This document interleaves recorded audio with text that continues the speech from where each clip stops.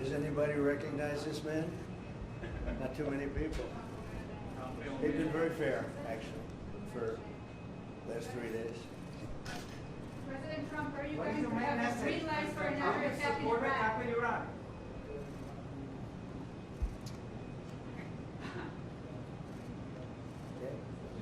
Mr. President, how quickly do you hope to move to phase 2 of the peace plan for Gaza?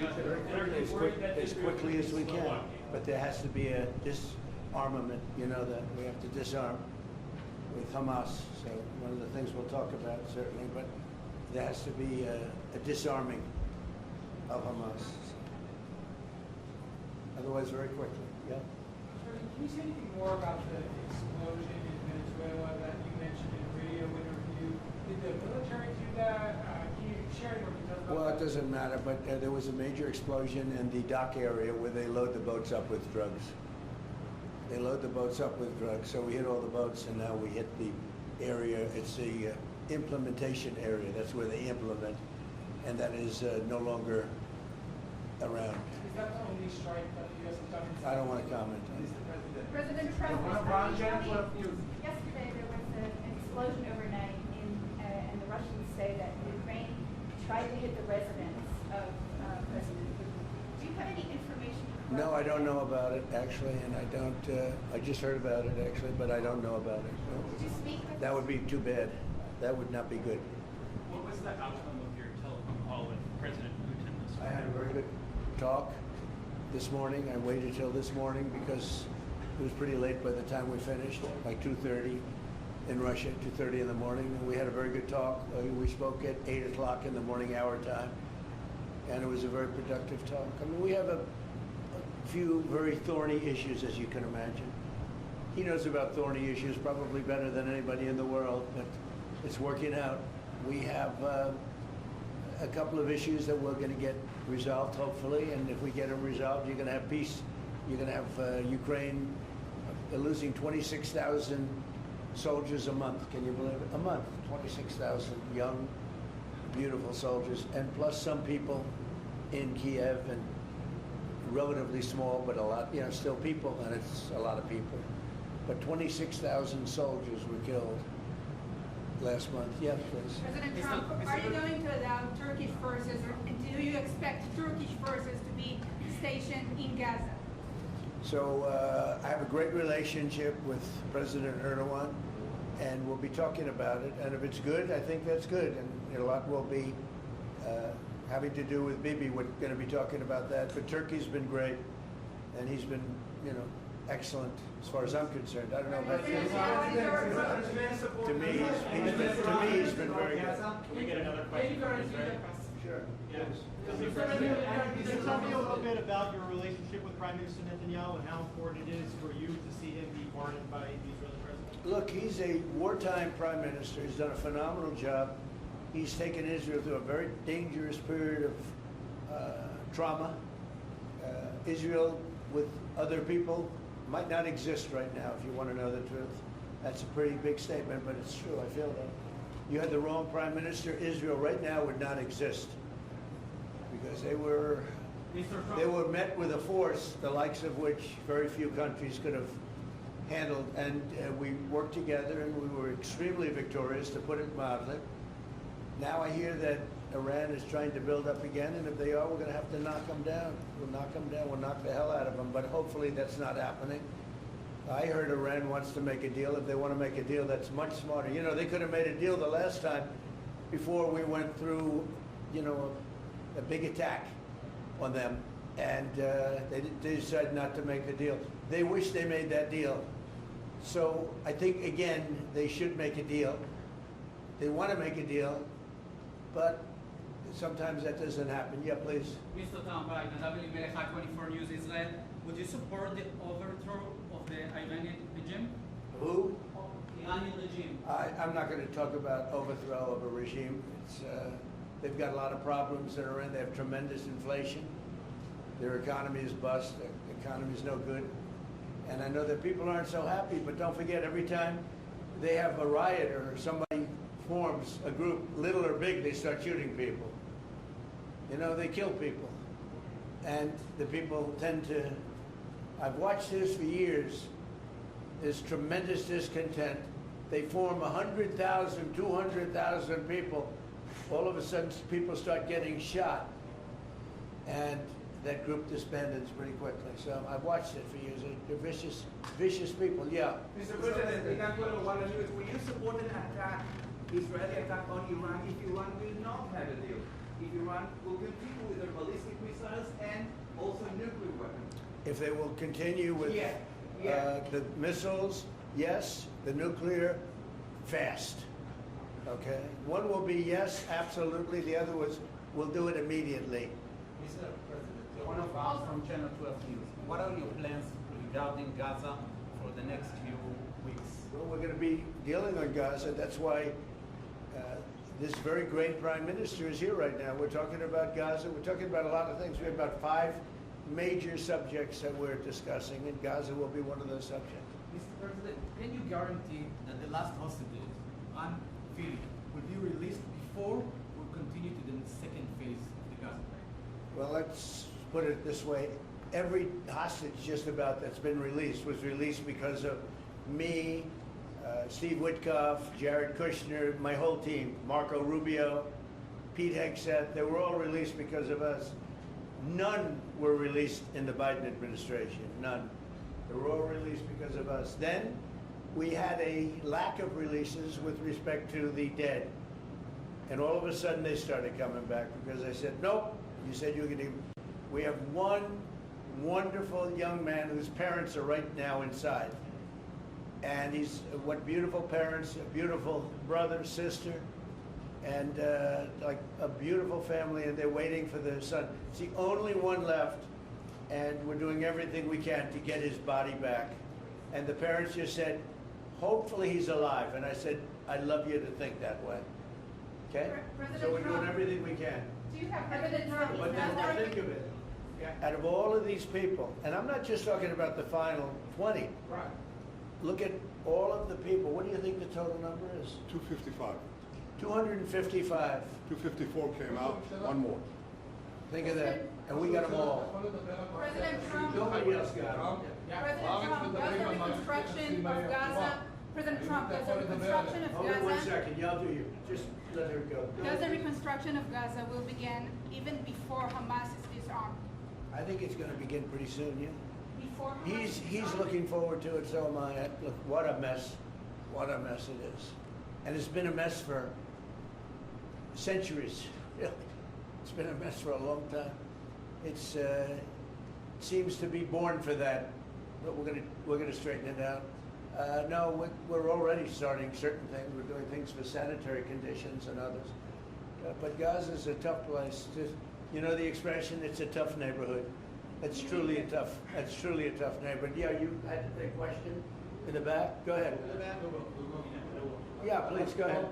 I'll ask you about the relationship between you and the Prime Minister. What about it? They said that there is no relationship, good relationship between you. I don't think it can be better. We just won a big war together. You know, if we didn't beat Iran, you wouldn't have had peace in the Middle East because nobody would have been able, the Arab countries who have been fantastic would not have been able to make a deal. If we didn't wipe out their nuclear, we wiped it out. If we didn't wipe out with our beautiful B-2 bombers, if we didn't, and we sent a lot of Tomahawks in there also, by the way, from a submarine. And what about the pardon that the President of Israel needs to give the Prime Minister? A pardon? The pardon. Oh, I think he will. How do you not? He's a wartime prime minister who's a hero. How do you not give a pardon? You know, I think it's a very hard thing not to do it. I spoke to the president, and it's on. I mean, he tells me it's on its way. You can't do better than that, right? Please. Mr. President, can I follow up on Venezuela? Was the facility taken out by the U.S. military, or was it another entity like the CIA? It was well, I don't want to say that. I know exactly who it was, but I don't want to say who it was. But you know, it was along the shore. Mr. President, have you or anyone in your administration talked to Maduro in recent days? Well, I spoke to him Recently? pretty recently, but nothing much comes of it. Yeah. Mr. President, can you explain the You importance have to understand what he's done. They've sent billions of dollars of drugs in.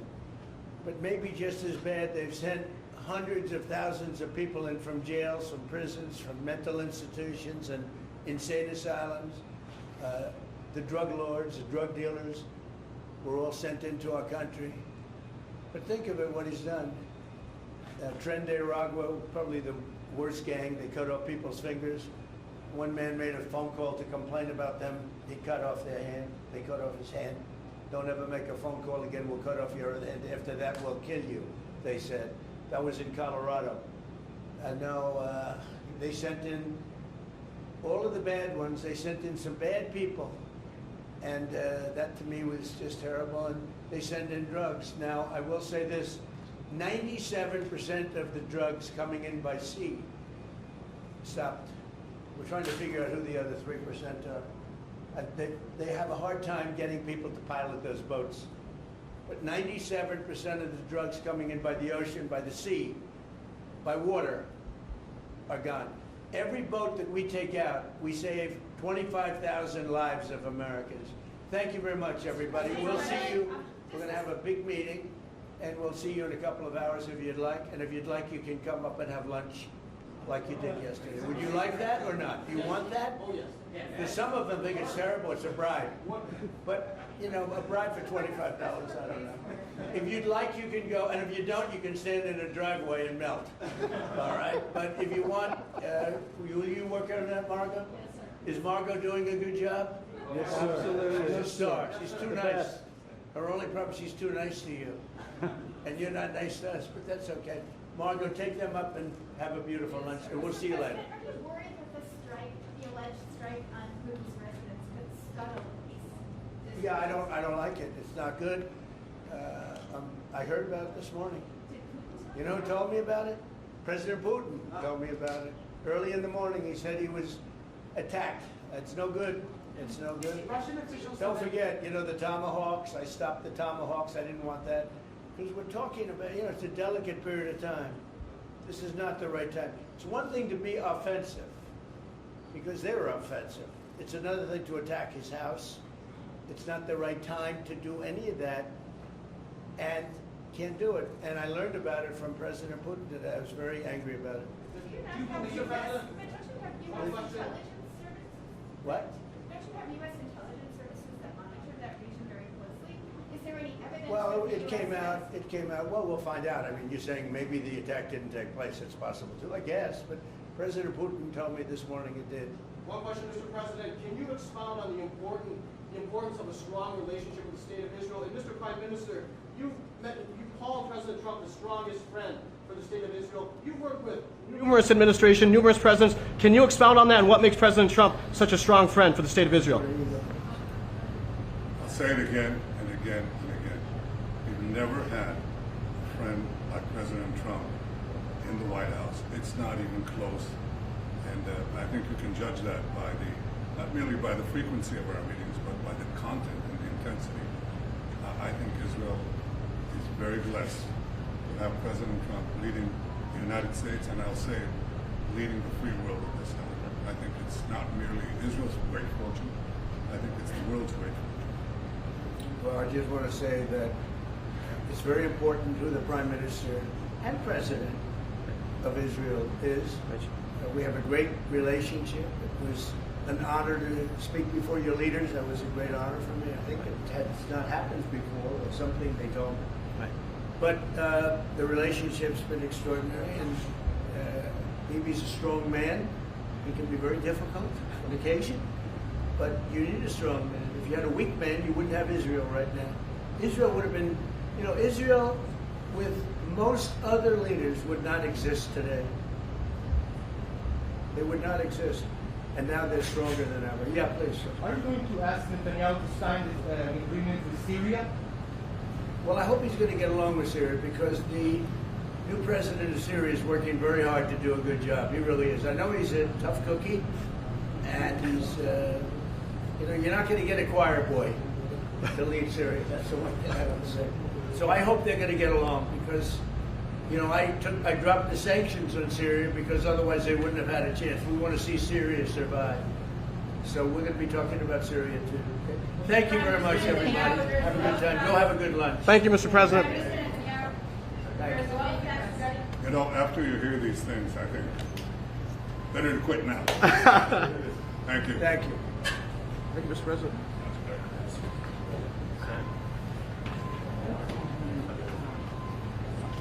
Strikes on Russia. On Putin's residence. Alleged strikes on Putin's residence. Right.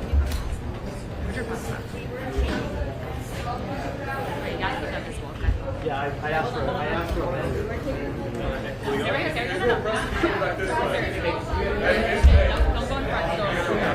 Hey, sir. Hey, back this way.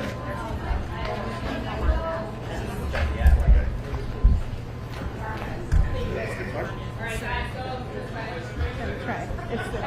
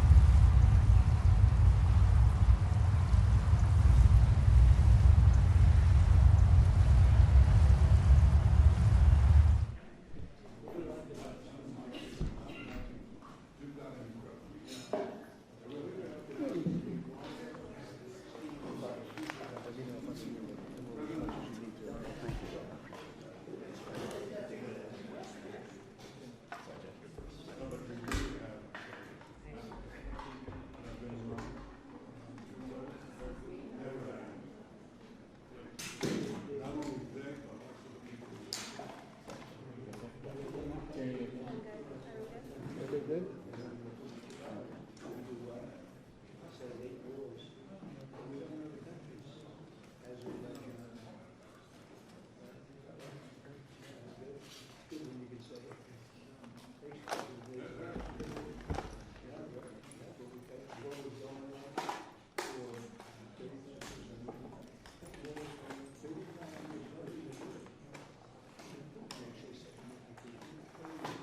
Oh, I don't have any audio.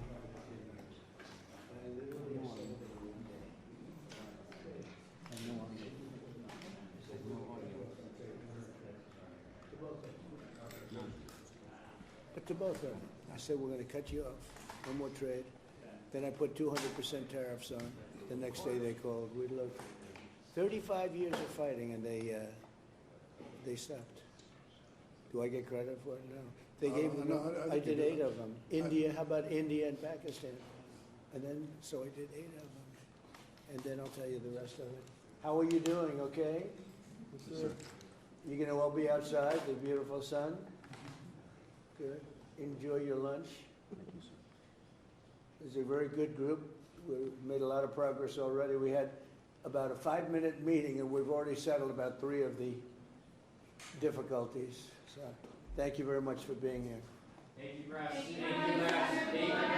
Thank you, press. Thank you, press. Thank you. Thank you very much. Thanks, guys. Can't go, they guys, can't if get you're not enough. moving. Well, they can't. But just think so.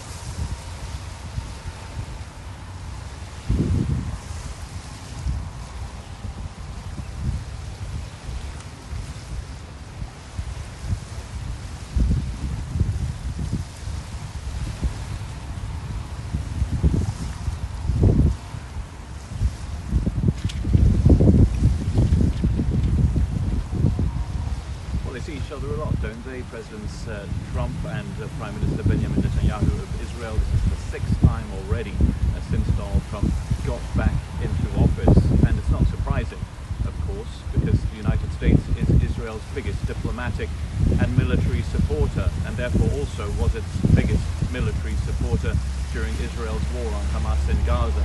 Now,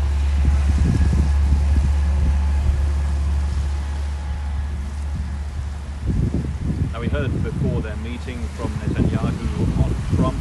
Netanyahu comes with a message not only about Gaza. He also wants to warn Donald Trump that Israel's point of view, is rebuilding its supply of long-range missiles. The response from Donald Trump here outside Mar-a-Lago a short while ago, if that is the case, we will knock them down. Now the main topic though is going to be Gaza and the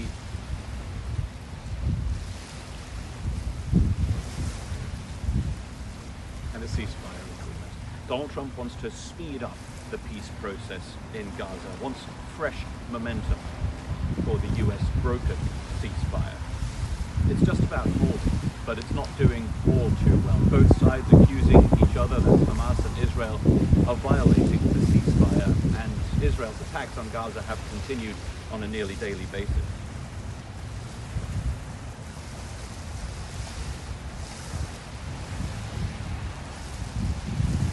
Yeah, they see each other a lot, don't they? President Donald Trump and Prime Minister Benjamin Netanyahu. Today is the 6th time now since Donald Trump returned to the presidency. And it makes sense, of course, the United States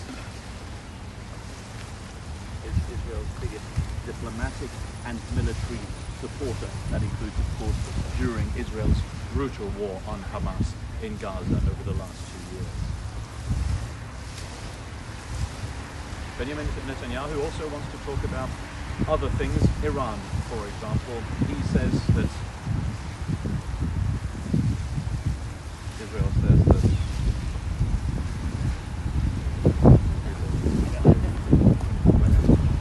response to that already right outside Mar-a-Lago before the start of their meeting. We will knock them down. Trump talking about Iran's long-range missile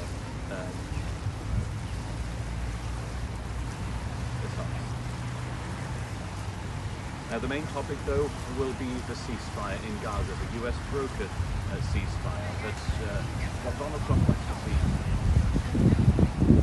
He wants to see sped up. He wants to see fresh momentum. This is a ceasefire that has been holding, but there's a danger of it stalling as well. It has largely held, but both sides have been accusing each other, both sides being Israel and Hamas, of violating that ceasefire. Indeed, there have been almost daily attacks, deadly attacks by Israel on the Gaza Strip since the start of the ceasefire. President Donald Trump's 20-point peace plan that was approved by the UN Security Council and is supposed to lead to the end of Hamas rule in Gaza. Part of the second phase would be the disarming of Hamas, mentioned by both President Trump and Prime Minister Netanyahu before their meeting here in Florida as well. The departure of the IDF, that's the Israeli military, from the Gaza Strip, it is supposed to be replaced by what is called an international stabilization force. We don't know yet who will be taking part of that, which country might be sending soldiers into Gaza to be part of a security force.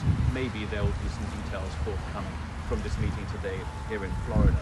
And the rebuilding of Gaza is supposed to start during this second phase of the ceasefire deal, a rebuilding that would be done under the auspices of a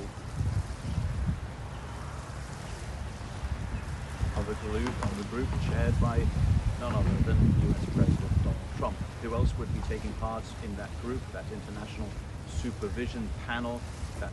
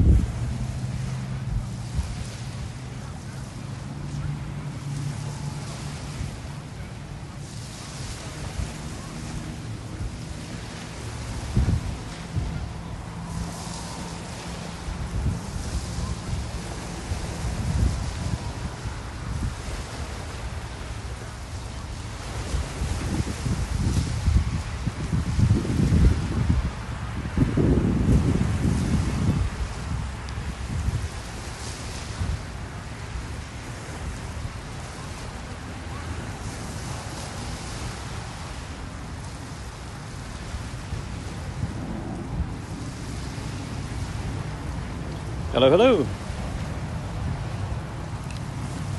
Hi there, I'm good, thank you very much. Just connecting everything now. Nice one.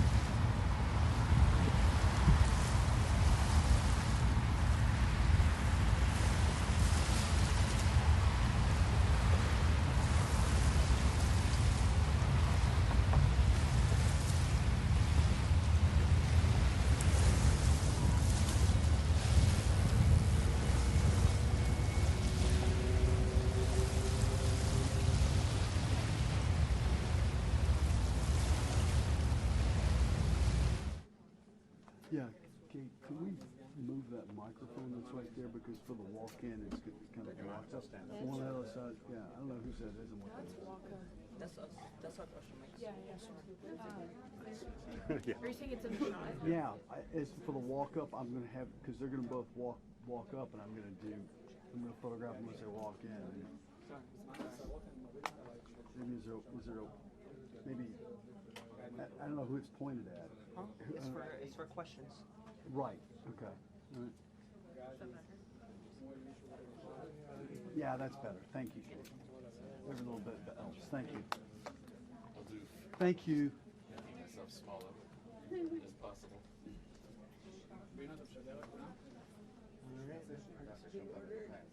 What'd you get for your car? Oh. Redoing the front suspension right now. Oh, awesome. But I wanted to park before I got back.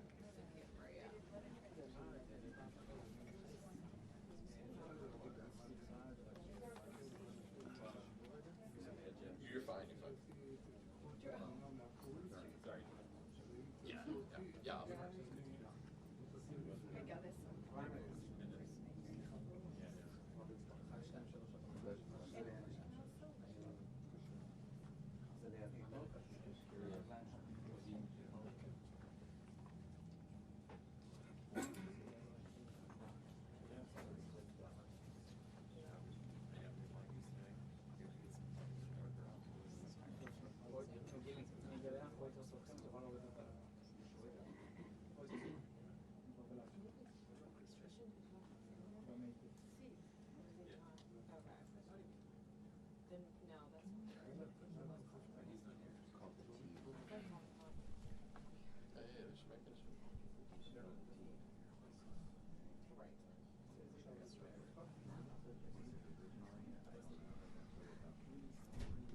You gonna go down with us tonight?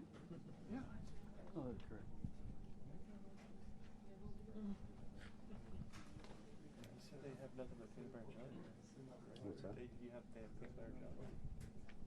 At the restaurant, they have peanut butter and jelly. They probably you told me they did.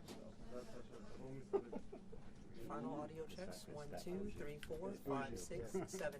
I keep teasing my Other wife podium? that I'm going to open up a restaurant. Microphone check. 1, 2, 3, 4, 5, 6.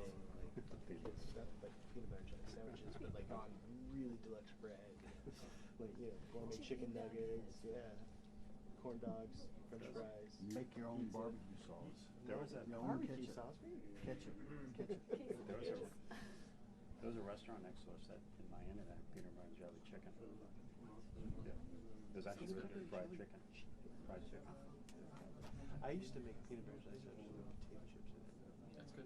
Do you do the banana and peanut butter? I will. Yeah, I love that. And apple sweet peanut butter. Anything Elvis, with yeah, anything. like Elvis. He did Elvis like pickles. Peanut butter. No, that was even what? That's in front of the family. 2 minutes. I think so. We just got a 2-minute warning. 2-minute warning. That means 20 minutes, right? If you need.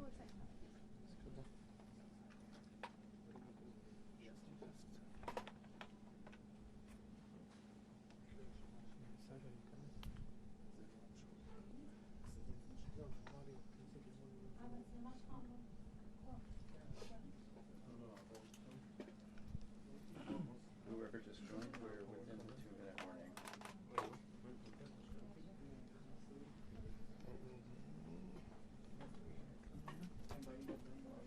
There we go. He's in the room.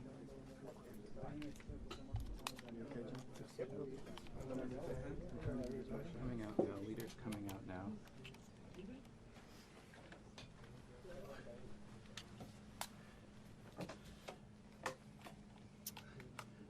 People could come in. Come on over, fellas.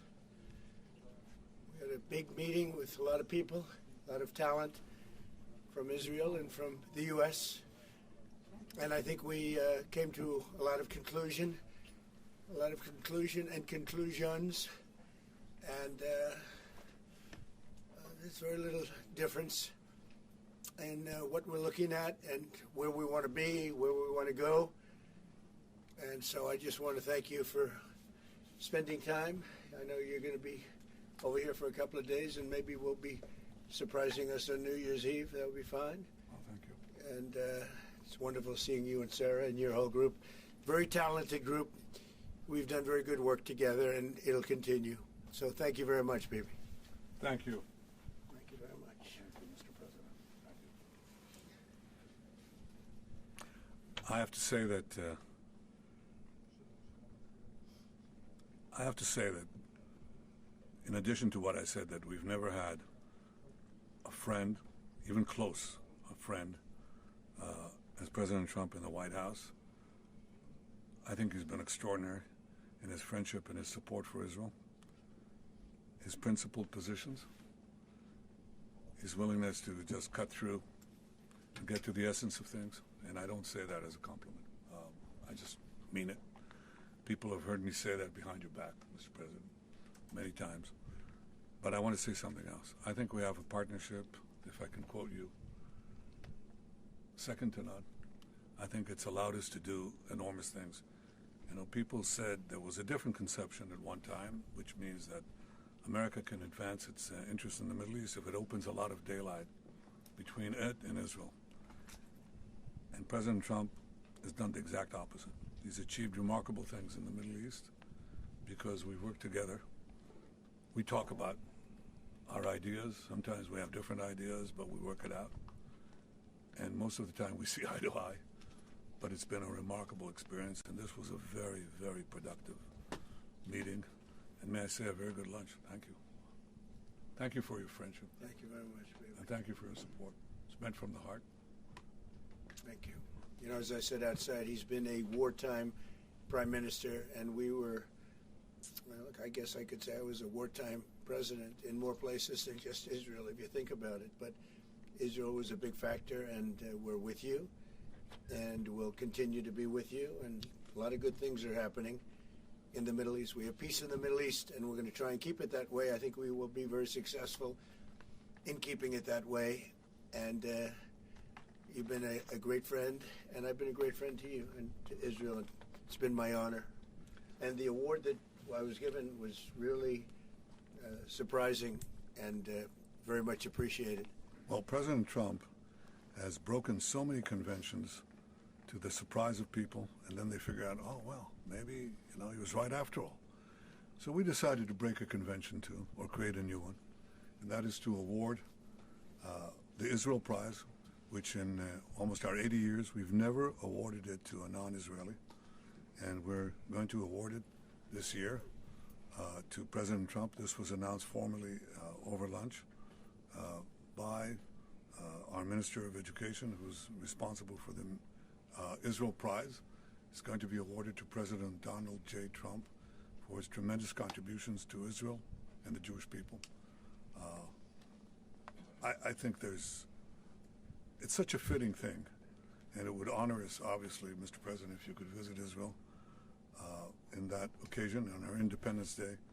But I have to say that this reflects the overwhelming sentiment of Israelis across the spectrum. They appreciate what you've done to help Israel and to help our common battle against the terrorists and those who would destroy our civilization. So, again, that's an expression of thanks and appreciation. Thank you, baby, very much. That really is a great honor.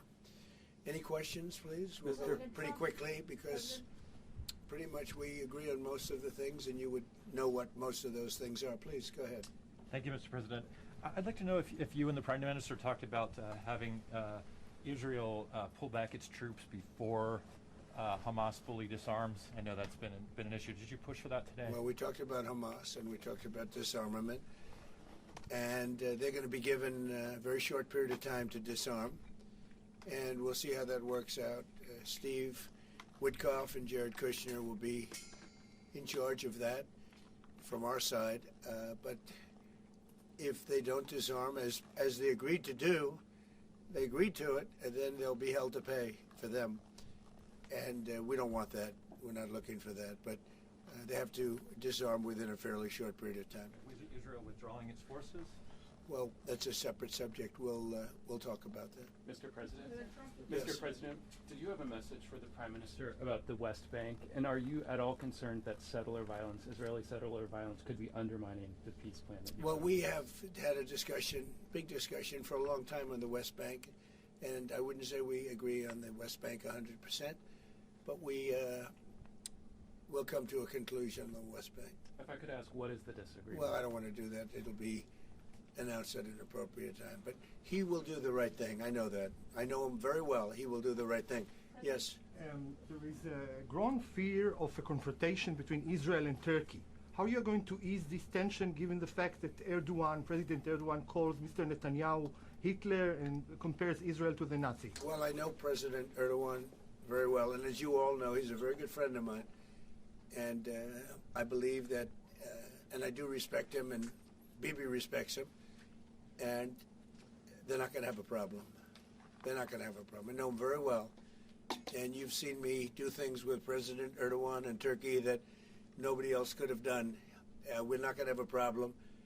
He's done a fantastic job. I'm with him all the way. I'm with Bibi all the way. Nothing's going to happen. Yes.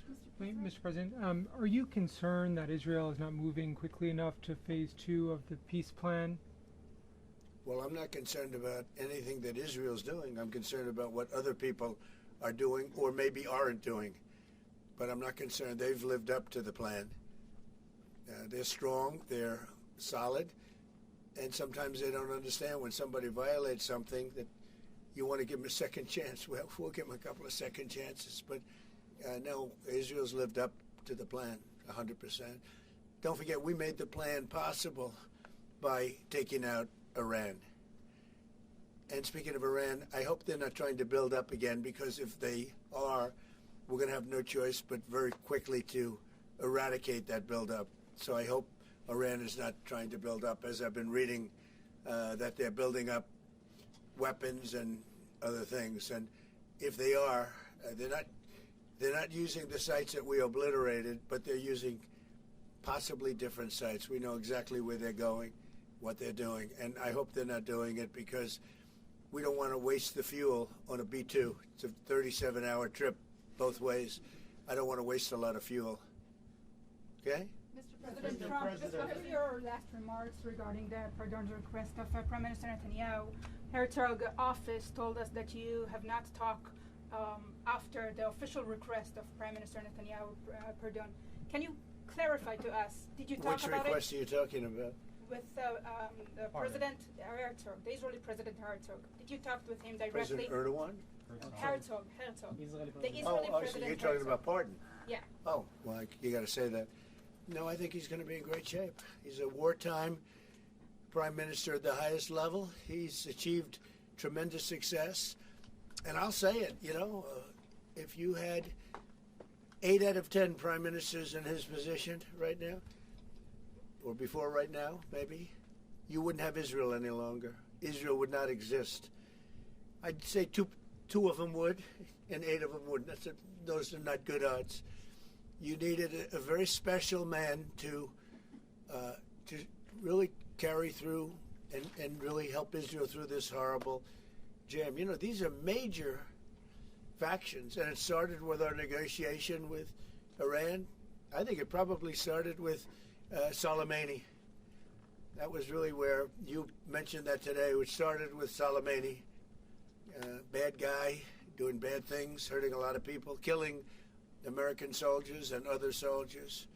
But it started right there, would probably be the starting point. And then from that point forward, but you have a wartime prime minister at the highest level. There could be other wartime prime ministers, but they'd lose. He won. And I think the people of Israel appreciate it. I think a lot of the people in the world appreciate it, actually. And because of that victory, we were able to get peace in the Middle East. If you had a different kind of a personality, if you had a weak person or a stupid person, and there are plenty of both of them, you would not have had success, and you might not have Israel. And you report for Israel. I know you're very proud of it, and you do a great job. You might not have a job because there might not be an Israel right now if you had a different prime minister. That's a big statement, but to me, it's a very simple statement to make. I'm looking at Pete Hegseth, and he's sort of nodding. If they don't have a strong prime minister, Pete, you might not have Israel today. I think he'll go down in the record books. And, you know, I was a big help.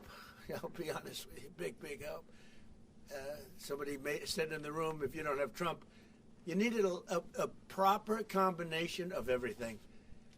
And if you didn't have that combination, which they had, you would not have an existing Israel right now. And the people of Israel know it. That's why they like me, and it's why they actually like him. He's got a little bit of a love-hate more than I do over there. But you know what? Even the haters have a lot of respect for him. There's a lot of jealousy about him. A lot of jealousy. Jealousy is a bad word.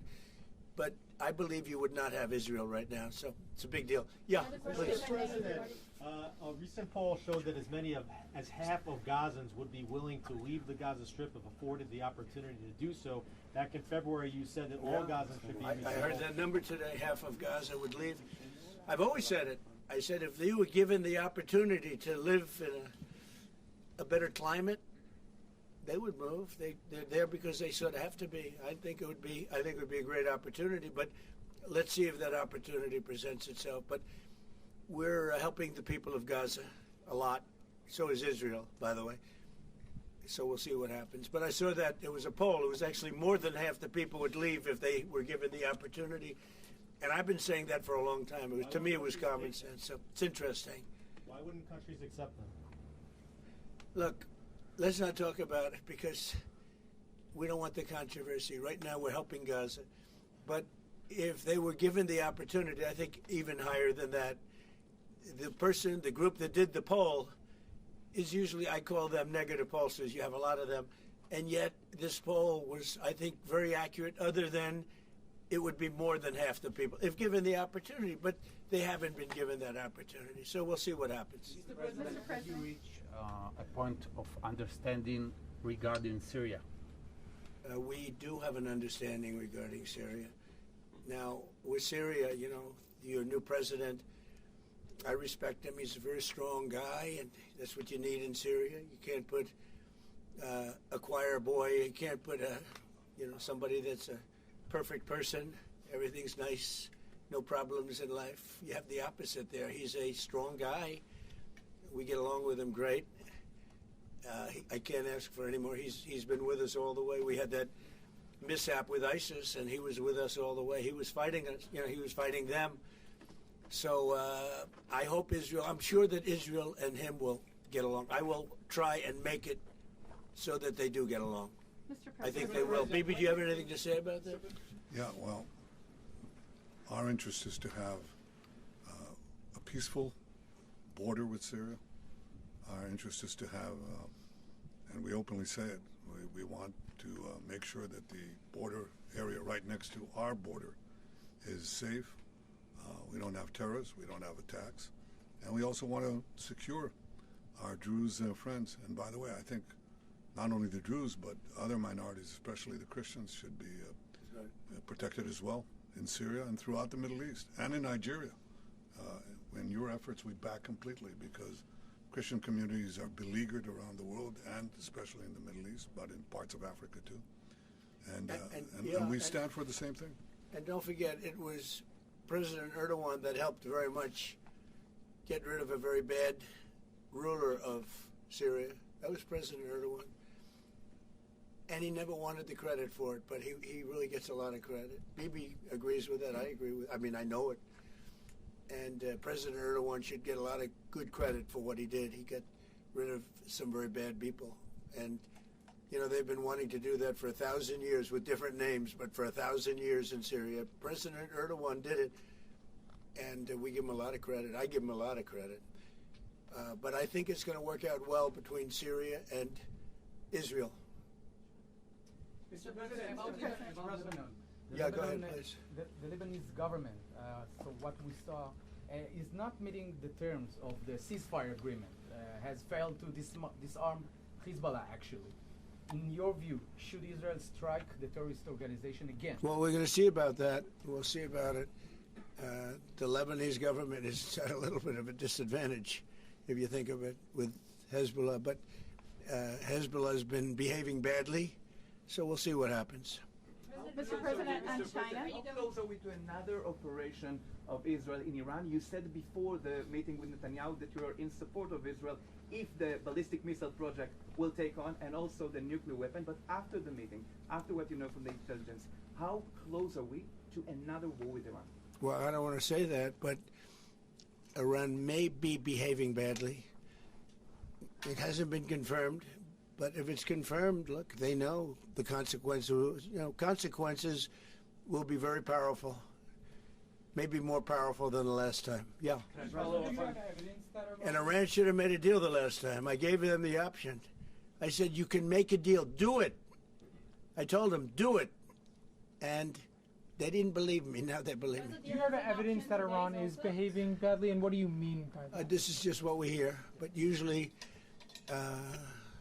where there's smoke, there's fire. Have you heard the expression? Well, what do you mean related to the nuclear capabilities? Well, no, I'm hearing that they're not nuclear yet, but maybe nuclear too.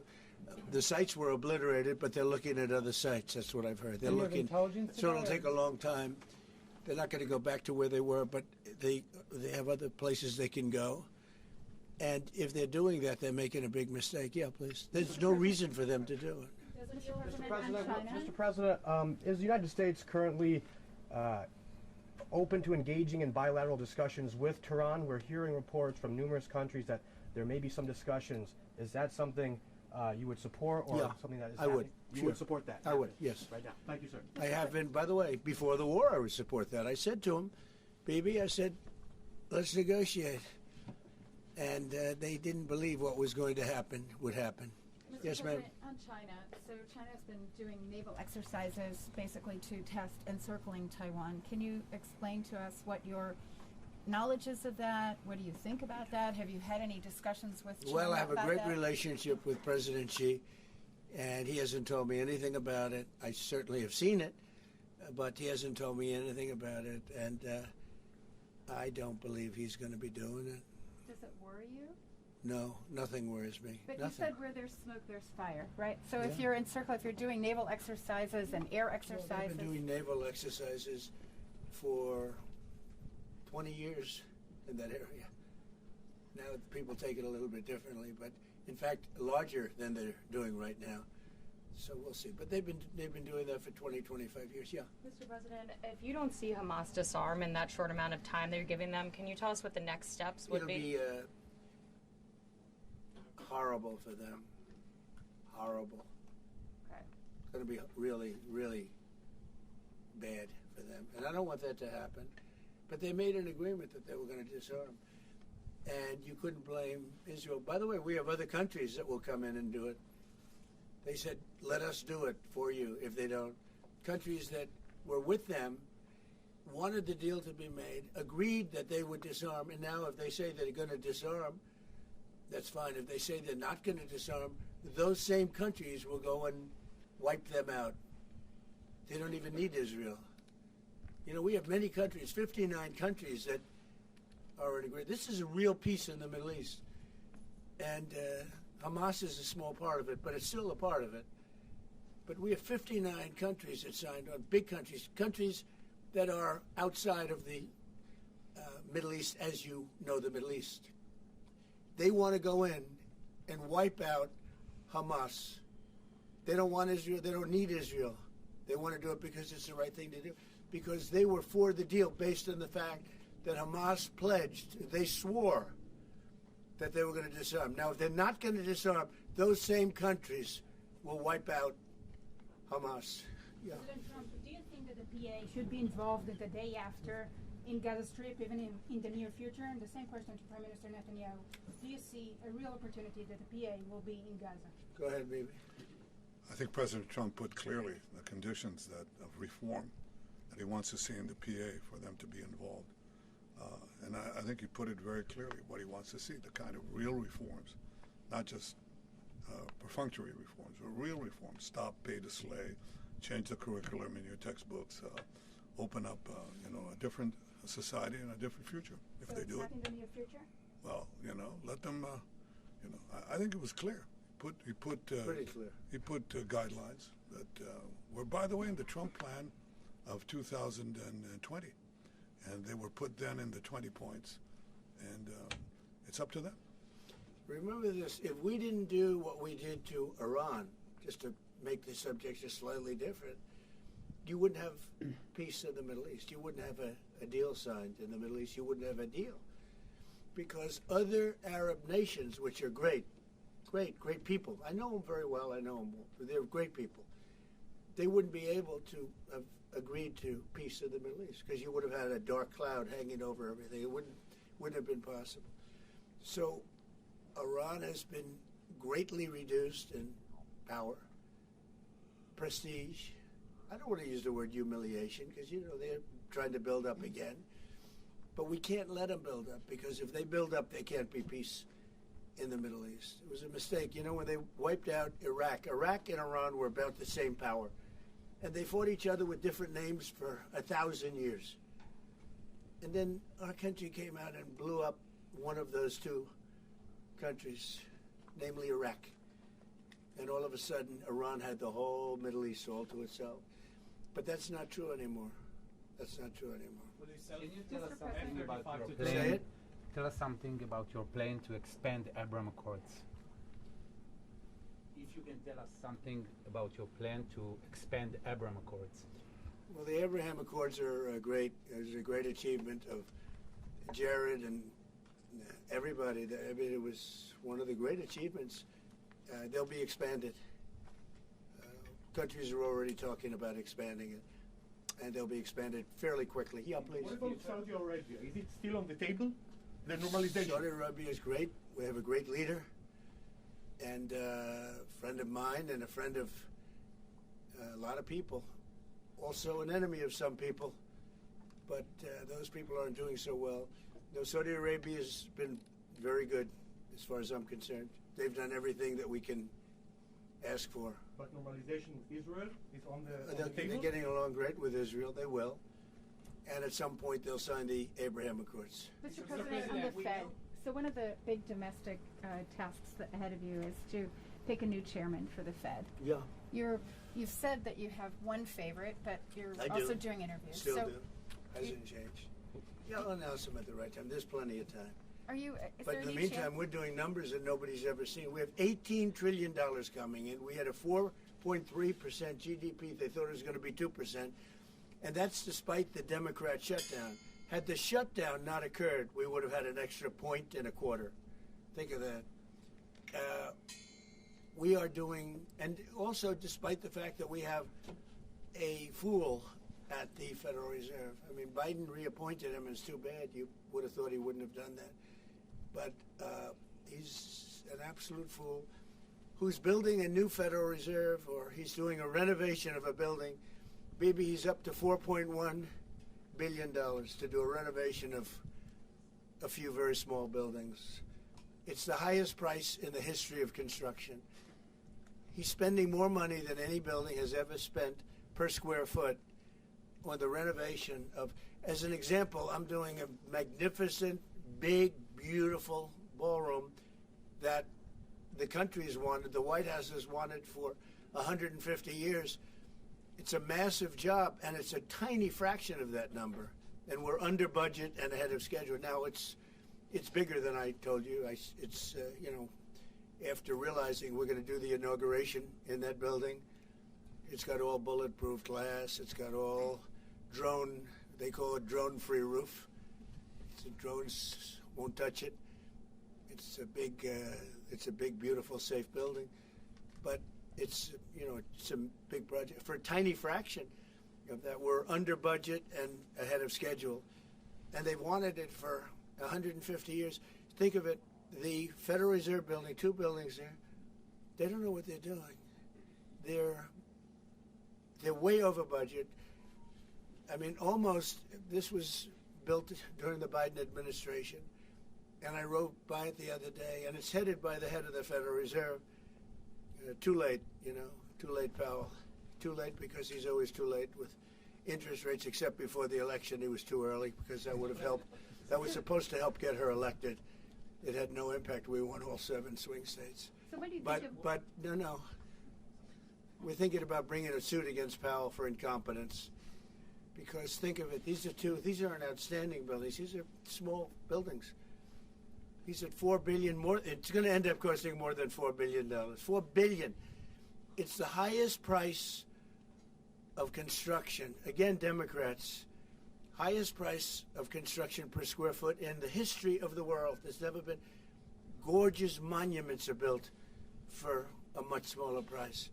So we're thinking about bringing a gross incompetence, what's called gross incompetence lawsuit. It's gross incompetence against Powell. And it was his baby. And the guy's just incompetent. I mean, there's nothing you can do about it. He's just a very incompetent man. But we're going to probably bring a lawsuit against him.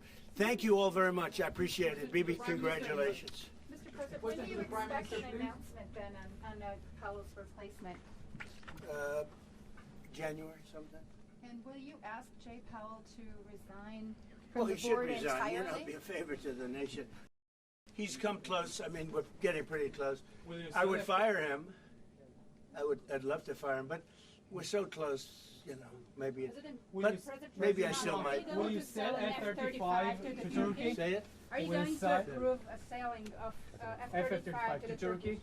We're thinking about it very seriously. And what is What your prevented- reaction They'll be to okay. this? They'll never use it. Okay. Thank you, press. I promise. Thank you, press. Thank you, press. Thank you, press. Thank you, everybody. Thank you, press. Never use it. Or head this way.